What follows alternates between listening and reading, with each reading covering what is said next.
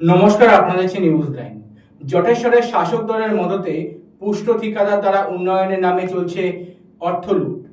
সরকারি আমলারা কেন চুপ?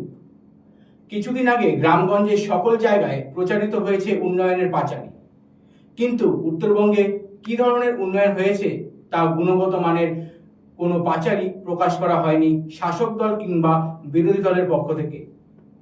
নির্বাচনের আগে যেভাবে রাস্তাঘাটের উন্নয়নের কথা বলা হয়েছে, সেভাবেই যদি উন্নয়ন হতো তাহলে হয়তো সমাজ ব্যবস্থার অনেক কিছুই পরিবর্তন হতো। বর্তমানে যে ধরনের উন্নয়ন হয়েছে, সেই উন্নয়নের দিকে তাকালে দেখা যায় উন্নয়নের নামে অর্থ লুট ছাড়া আর কিছুই নয়।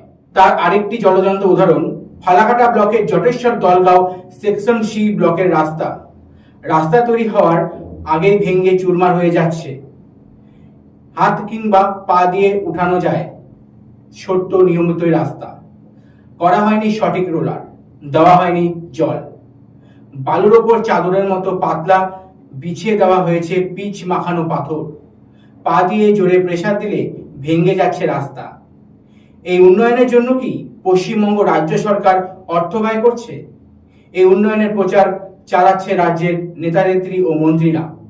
দেখে নেওয়া যাক রাস্তার দৃশ্য। এখানেও দেখা যাচ্ছে একই রকম রাস্তার অবস্থা বেহাল। যদি এটাই উন্নয়ন বলা হয়, তাহলে এই উন্নয়নের গুরুত্ব কী? এই উন্নয়ন মানেই বলা যেতে পারে অর্থ লুট। সরকারি আমলাদের সহযোগিতায় হয়তো এই অর্থ লুট করা হচ্ছে। যদি তা না হতো তাহলে সরকারের পক্ষ থেকে কোনো রকম নজর থাকতো না, এখানে রোলার করা হয়েছে কি হয়নি সেদিকে তারা দেখতো না, কিভাবে এই কাজগুলো পরিপূর্ণ করা হচ্ছে এবং বোর্ড লাগানো হচ্ছে সেই দিকে কোনো রকম নজর নেই প্রশাসনের।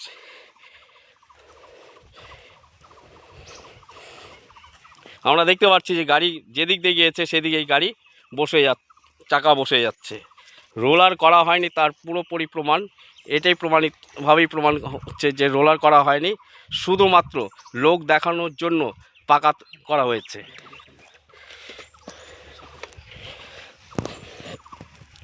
এই আমরা আরেকটা জিনিস দেখতে পাচ্ছি, এই যে এখানে পাপড়ের মতন উঠে যাচ্ছে, পাপড়ের মতন।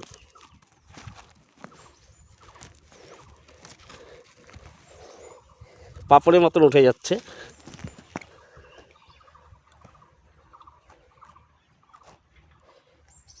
এটাই কি উন্নয়ন?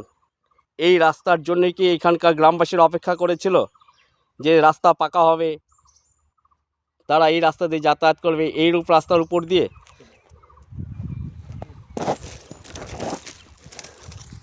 এই যাচ্ছে পাপড়ের মতন।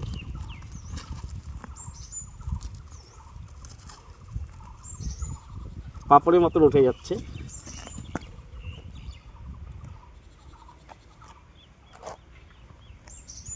কিছুদিন আগে জটেশ্বর থেকে 5 মাইলের রাস্তার দৃশ্য তুলে ধরা হয়েছিল সাধারণ মানুষের বক্তব্য।